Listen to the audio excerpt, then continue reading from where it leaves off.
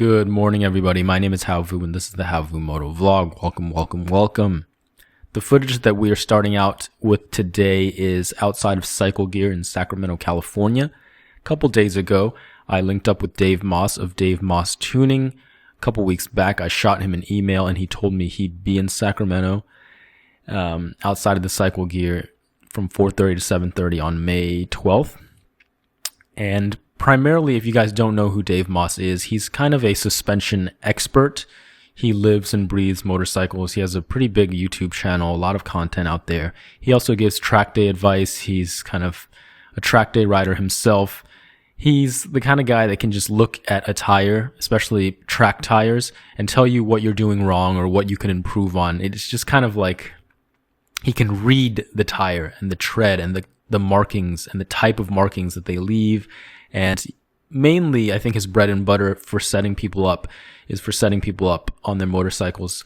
He takes into account your geometry and your handlebars and your levers and your suspension, front and rear, tire pressure, all of that, seat height, pegs, everything. And he does what he can on the spot to kind of tailor that to your fit and give you recommendations on what you can buy and how you can modify your bike using tools if necessary or aftermarket parts if necessary. But he will on the spot dial in your suspension and usually ask you to go for a test ride. And, he might ask you which settings you like better. If he, for example, when I gave him my 600RR, I saw him at Willow Springs Raceway. He set up the suspension, told me to go for a ride. I came back, he set it up again, told me to go for another ride, and just asked me which one I liked better. So with the 600 though, is fully adjustable. Everything on the front and the rear. The KLX does not have full adjustability in the front, but it does have some. So he dialed it in for me. Bike is much better, for my weight and my type of riding. So super stoked about that.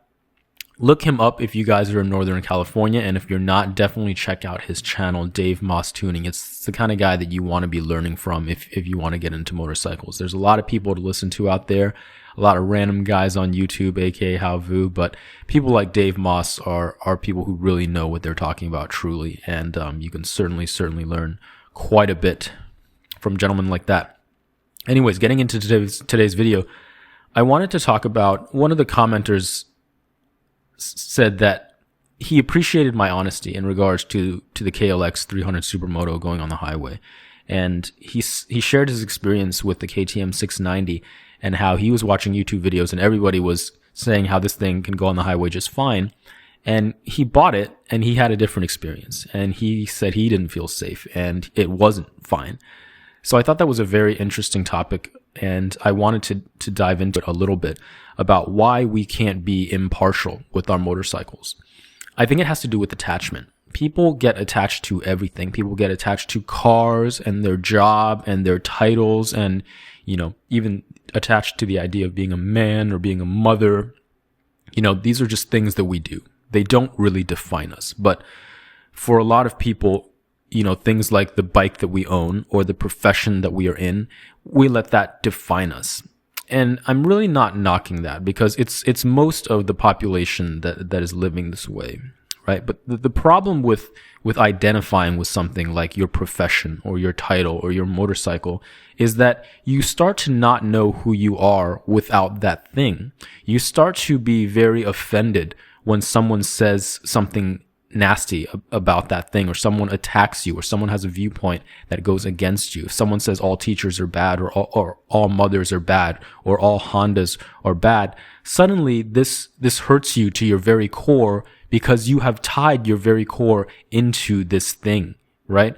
You are a Honda guy. You are a Harley guy. You are a teacher. That's who you are. When someone says, "Hey, who are you?" You say, "Oh, I'm a teacher." Instantly that's who you are. But without that, then who are you? If you weren't a teacher, right? If you didn't have your Harley, if that was stripped from you, then what are you left with? That, I think, is a better question, and that's what you should seek to explore. When all of the nonsense is gone, who are you, right? Who is the person thinking the thoughts? Who is behind the thoughts? Who is behind all of it? Like, that's who you truly are. And a lot of people don't take the time to really discover that. And I see it a lot on the CBR 600RR forum, on pretty much all motorcycle forums. People will go as far as like to go buy a t-shirt that says CBR 600RR, or, I'd rather be riding my CBR 600RR, or whatever it is, right? Not knocking it, not seeing it in a negative light, but it just goes to show that people are very attached to their motorcycles. And, I would never go out and buy a t-shirt with a motorcycle on it. Just personally, in terms of just strictly fashion, I just don't want to do that. But also, it's just a thing, and I use it to get around, and I use it to explore, I use it to feel free. It's the motorcycling that's more important, and less so the motorcycle itself is a tool, and I want to get the right tool for the job, a right tool that makes sense for me. But I've had the privilege of owning, 5-6 different motorcycles, and I understand that they are different. And I guess it's easier for me to be impartial because I've tried some, and based on the riding that I'm doing, I can objectively say some were more fun than others. Some didn't make sense. And they're all so different, and they all can't really check all the boxes, but some certainly can check more boxes than others can, right? It's kind of like a meat cleaver, right? It does a very specific job. It's a very heavy knife, and it's meant for like crushing into animal bones.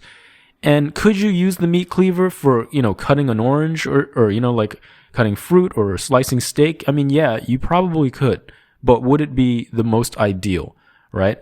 So it ties in with motorcycles because people get so attached to the choice that they made, to the thousands of dollars that they spent, and especially when they've never had another experience, right? There might be so much more at play because they're just not able to take a loss and sell this bike and try something else. Or, they just want to feel like they made the right choice. Like, nobody wants to feel like they absolutely screwed up and this thing that they bought is really not that great and it's really not meeting their expectations, or they don't want to admit that they messed up and just chose the wrong tool for the job, right? So they're using these meat cleavers to, slice a tiny fruit, and they're like, hey, look at me. I'm using this meat cleaver and I'm slicing this tiny fruit just fine, right? In reality, like, no, I mean, you're not. Right? The meat cleaver is for crushing bones. It's for like chopping huge cow bones. It's really not for, delicately slicing an orange. Motorcycling's the same way. They're like, hey, look at me. My bike can do everything. Right? This choice that I made, this thousands of dollars that I spent, I made the right choice. Look at me. Give me a pat on the back. Right? But it's not the case. And if you were able to be a little more, impartial, right? If you were able to just look at it from an objective point of view, then you might be like, okay, this is great, but it doesn't make all that much sense for the riding that I'm going to be doing. So maybe I will sell this and look into something else. Maybe I should have bought used, and that way the financial burden is not as great, and I can explore different types of motorcycles until I can find what suits me, instead of just picking one motorcycle, and especially if it's your first one, and saying, yes, this is great, right? It's just like, you watch so many reviews on YouTube, but the reviews can only go so far because they might have more experience than you. They might be doing a different kind of riding than you. I mean, there's just so many different types of motorcycles, but even more than that, there are infinitely more types of people and opinions out there. So the only thing that's really going to help you is, being able to be objective, being able to detach yourself from your motorcycle and the choice that you made, and just understanding that every motorcycle is different. Every motorcycle is a tool, and you need to get the right tool for the job. And as a new rider, you might not know anything about tools or the kind of job that you can be doing. So you can still learn to be impartial. You can still learn to be objective.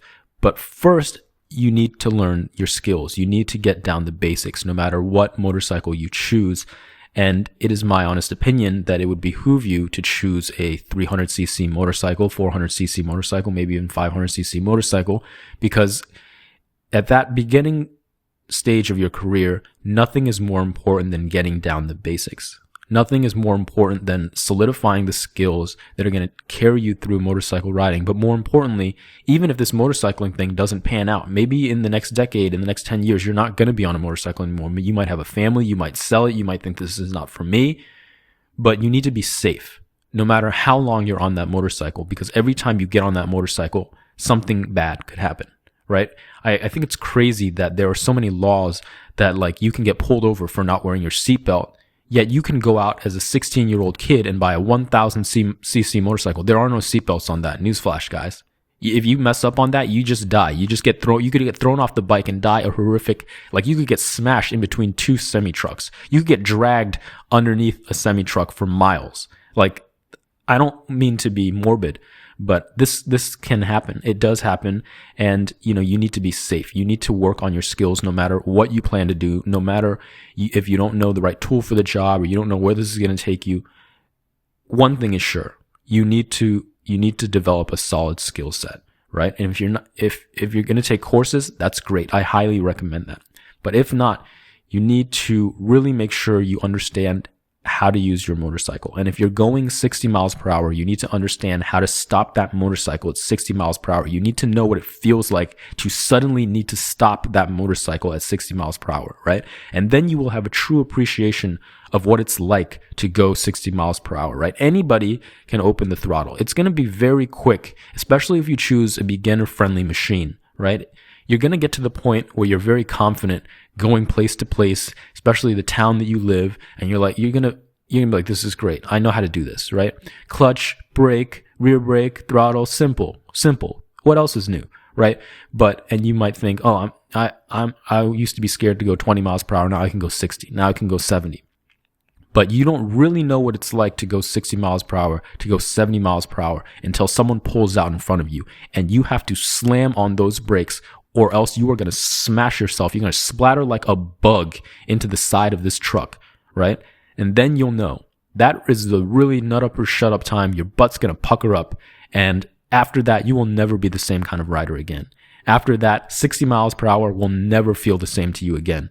When you get that feeling where you had to go, oh shit, that oh shit moment, and you've never ever applied your brakes that hard before, you've never felt your rear tire kick out before, you've never had to feel that ABS pulsing if you have an ABS bike, right? And you've never had your life flash before your eyes, really, right? So before that happens, get to know your bike. Get to know what it's like to need to slam on the brakes. Practice emergency braking. Every time you go out for a ride, if you're not going to go out and dedicate practice time, just, whatever, pulling out of your garage, pulling out of the stop sign in your neighborhood, just go up to it really aggressively and hammer that front brake. Feel what it's like to lock up the rear wheel a little bit or spin out. You need to be able to be comfortable with this situation so that when it happens, it's not the first time and you're not freaking out at a time when you cannot afford to freak out, right? So a little bit off topic there, but it's still a very important concept to understand for new riders. You really want to be comfortable with your machine. Whatever tool you choose, you need to be on the way to kind of mastering it, right? And it's very easy to master these 300cc motorcycles, and that's why I really think you should start on something very, very manageable, very forgiving, okay? A tool that is not so sharp that you're going to cut yourself if you make a mistake. And, so many guys start on the big bikes, and that's fine, but it's not the best option if you want to learn and gain as much confidence as fast as possible, because I promise you this, if you start on a 300 and you master the 300, you will be able to move on to any bike. You could hop on your buddy 600 and outperform him. You could outbrake him. You could outcorner him. You could out anything him because you've mastered the 300. And he's going to be like, holy crap, man, what'd you do? And you can just be like, well, I started on a bike that was super manageable and I mastered it. Instead of starting on like a raging bull that, I'm always on the cusp of losing control, or I'm always a little bit fearful of it, right?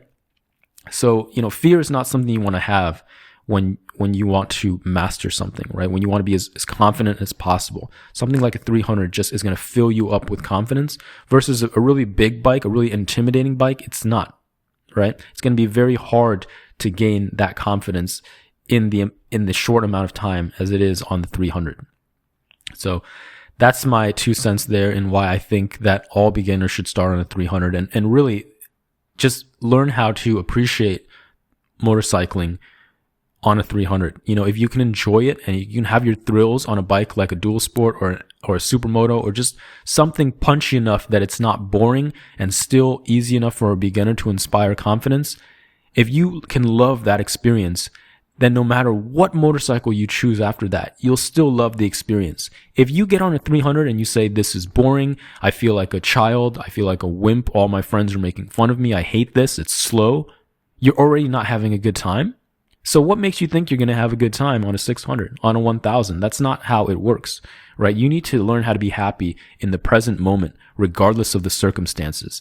And then no matter what happens, you can be happy, right? No matter what bike you're on, you can be happy. Rain or shine, you can be happy. I mean, that goes for life as well as motorcycling. You know, you need to learn how to be happy with what you've got, how to master life, you know, with whatever you've got, so that no matter what life throws at you, you'll be good. You'll be set. So that's my motorcycling advice for this morning, guys. Glad we had this conversation. I think it was an important one.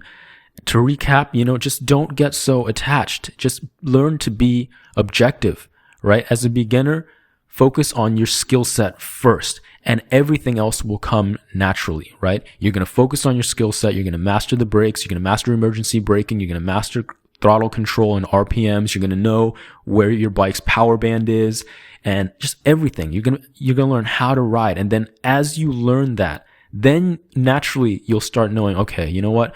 Based on this riding that I'm doing, I really don't like how this bike performs on the highway. I really don't like how this bike performs when I'm riding through the city at low speeds. I really don't like the way it feels when I'm really hammering the brake aggressively.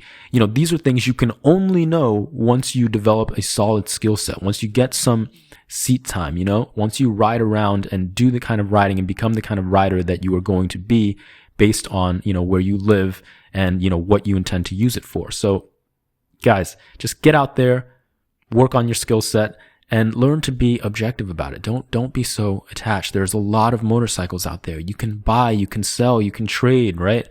Just get out there and experience it. Don't pigeonhole yourself into one thing just because it's the first thing you tried, or just because you feel super cool on a sport bike, or just because you feel super cool on a Harley, right?